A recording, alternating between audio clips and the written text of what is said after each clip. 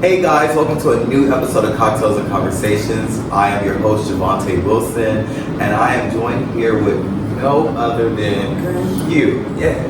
I'm so excited about this interview. Thank you. I did not know much about you until probably about 2 years ago, and to see a lot of things unfold in a very positive way is really, really cool. But before this interview, I went back to look at a few things just to kind of, but you did some stuff, what type of stuff? I don't know. I didn't see anything bad. I would say that much. I didn't see anything bad. Okay. But it was a lot of positive things. I've seen a lot of work that you're doing. It looked good. It's a good look. So the first question I'm gonna just jump into: who are you? Like, who's Q or Tim, whichever one you want to go by? Like, who are you? Where did you grow up at?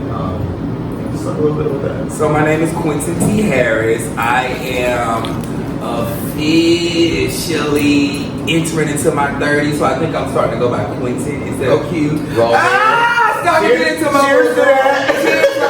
to going into my grown man. Right. So my name is Quentin, 29 years old. I'm from North Carolina, and growing up, country boy, had big dreams, decided to move to Atlanta and jump into the arts and entertainment, realm, and then I made some great strides there with having my own radio show where I interview, you name it, from A-list celebrities to C-list. I have sat just like this and interviewed. And then from there, I jumped and moved to California, and then when I decided to come out here and just look around, I kind of got stuck in the pandemic. Oh, wow. And so I just had to figure out, I felt like everybody was back at like ground zero. Oh wait, you came to California just to visit during the pandemic? I came to visit right before the pandemic started, so like in like that December. Yeah. I came to visit, and I think the pandemic happened in like February. Yeah. February, March, around there. So I was only supposed to be here for like 1 month and then go back to Atlanta. And you just got stuck. What you do? I stayed.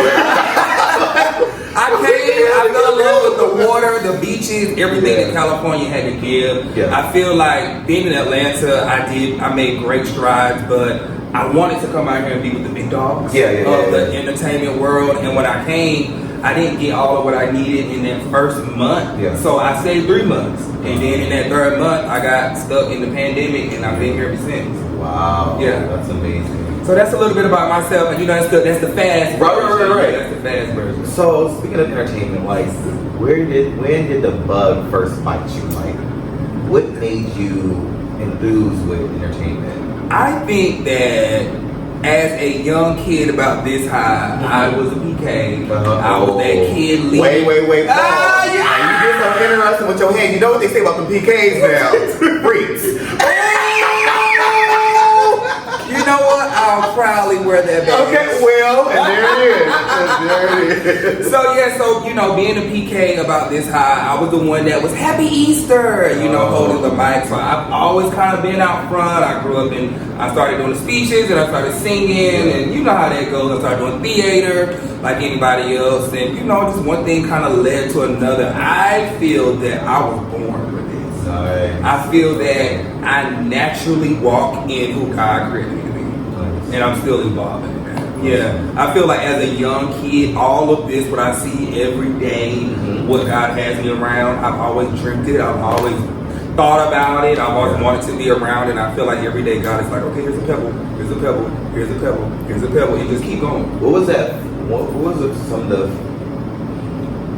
bigger pebbles that said, I'm on to something, or this is what I'm supposed to be doing? What were some of those milestones, or those moments that was just like, this I'm born to do this? I think Chasing LA season 1. Really? Yeah, I think Chasing LA season 1. I know we're gonna get into the chasing stuff in just a minute, but I feel that recently, it's just something about having the strength, it takes a lot to be in these shoes. Yeah. And I feel that last year really showed my strength. It really showed me that I really want this. It really showed me that I can do this. Yeah.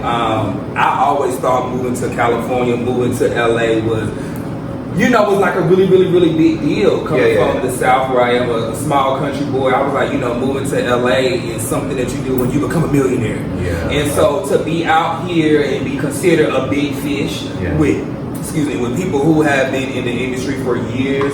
And so when you think about entertainment, and I'm one of the names that's mentioned, that kind of blows my mind. It's awesome. Yeah. See, like, I was like looking at it, I'm like, that is really, really cool. And to see a lot of the folks that you have worked with some really big names, you've been a little modest, but I was like, wow, okay. Like, you have interviewed like trending folks as well, like current people. And when you talking about like, okay, back in the day, this person used to do like current people in current times. And you know what's so crazy about my platform? My platform was catered to independent artists.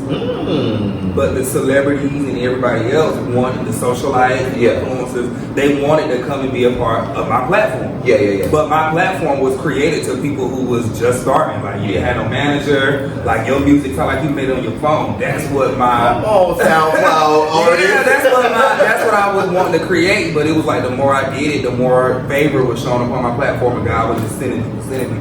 And next thing I know, like every week I was interviewing people, or PR was calling me, and I was like, I didn't get it back then. But like, I look at people who I interviewed and just seeing where their careers are. Like, I look at some people, they're on Nickelodeon.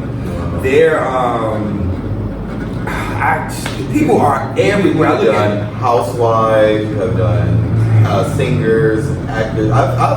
I've seen a couple interviews. They were really awesome. Thank you. So when I just look at what I've done back then, like I said, my last answer, just seeing what all I can do, being a part of Chasing LA just made me realize this is what I'm supposed to be doing. Yeah. Like when I look at, I can just deposit something into you and literally see you take off and become something bigger. Like when like your last guest, what can I say? One of the guests. Right. Well, one of your previous guests who I just seen on set, you know, baby of mine, I'm gonna just say her name, Nicole Ray. When I look at people like that, like when just need a platform, just need that push in the back, and just a natural light. And I feel like a person like myself has been put on this earth to just bring that light out of people, put people in positions, put black and brown people in positions. We don't have a lot of opportunities out here. So I feel like I'm being coached to create that. So I'm right where I need to be.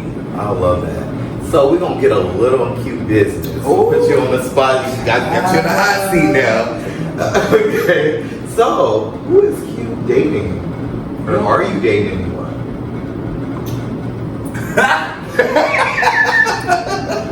What does that look like? Yes, I am dating. Oh, okay. I am actually in a relationship. Oh, wow. Is this exclusive? Because I didn't know. And I know kids been lurking on your social media trying to figure out what it's giving. I actually think that's why I keep my personal life private. I love that. It's just because of where I'm going, what God has for me. That's not what I want people to be talking about. Right. I want people to be talking about my projects and what it is that I do. When I want to go out and eat my boo, I want to go out and eat and chill. So to answer the question, yes, I am in a relationship, but to whom? Exactly. So I will ask this, because I love that you do keep that part sacred. You give the people what you want them to see, and say something for yourself. So I love that. But how do you now find a balance? Because you are a busy person. You don't just sit still in one spot. You're traveling. You got your fur babies. Like, you are on the go. And then you've been shooting Chasing season 2 for right at a year now. Over a year. So how do you find, especially I'm sure out the filming, it's like, I just want to lay down. And being in a relationship is a full-time job. I'm sorry, it's an on-call job. Because it's all contingent on what's going on in one of y'all worlds. So how do you find a balance with that? Balance is hard, especially in my household, because we kind of are in this similar realm in a sense. Also, they love together, y'all. But go ahead. So, this is for real. This is serious. So, how to find balance is, we make time. You make time for what you want to make time for. And I am one of them people, I work from sun up to sundown, but it's nothing like me spending that quality time with my person. So, to be honest, I put my boo before y'all, before my work. And I know it may not ever seem that way, but I'm just a person that I operate that way. Yeah, my relationship will always come before my work. Well, I got two questions, but one of the questions you already chopped, which was going to be, would you do a dating show? So there's something to that. I get so many emails. I gotta turn my head around. I get so my is always sort of in the pandemic. I know. I don't want to name drop, but like it's shows that have aired on Netflix. I have asked to be a part of, and I'm just like, God, why you always sending me these dating shows? And it's been like the last 3 years now. You said I'm like when I was in Atlanta. Okay, okay, Atlanta. Okay, but no, I'm in my career now. If I was to do a dating show, like I would be just having some fun. Like if I was getting back out there and actually was single, I would do it to have some fun. Like dating on TV comes with a lie. It's just none of that stuff never works. Well, I see it to being fun. Like you seem like a very likable, fun guy. I was telling Nicole the same thing. I think if she was to do one, that would be so entertaining. It would be so entertaining. Like I honestly wouldn't expect anything to come from any of them. But as far as like, real love, but like the experience will be so fun and entertaining, and it could be of quality, And so depending on how it's done. But before we take a break, I do know, which I love, is that you are a dad to some fur babies that are beautiful, very, very beautiful. I love dogs.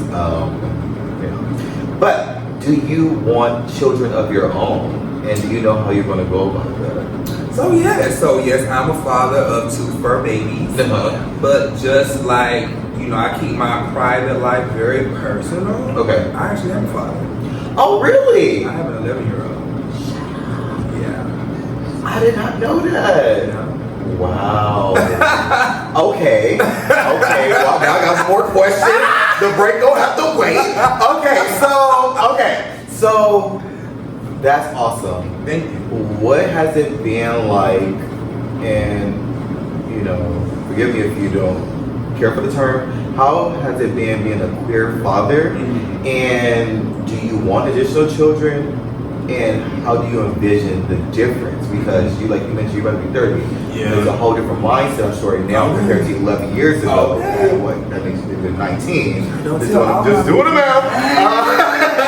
But I'm sure it had to be some challenges then come to terms of who you are, accepting that, still being, myself. I have told my son about me. I know this sounds crazy, before he can even talk. We had that conversation. Let's go ahead and start formulating a relationship now. Excuse me. So I honestly told him before he could even talk, how do I deal with being a queer father and being a father? It's all in the same. Right now, I just got into a serious relationship. So I think now is the time I start introducing, my partner and those things. But it would be if I was in a hetero relationship. It's balance, is trying to just make this is my child. So I just definitely keep those things sacred. It's all in timing. I feel that, and I feel it's all in timing. And it's just one of those things I don't talk about much. But being a queer father, I don't look at it like being a queer father. I'm a father. I'm a father. Do I want any more children as of right now? I don't think so. This world is tough.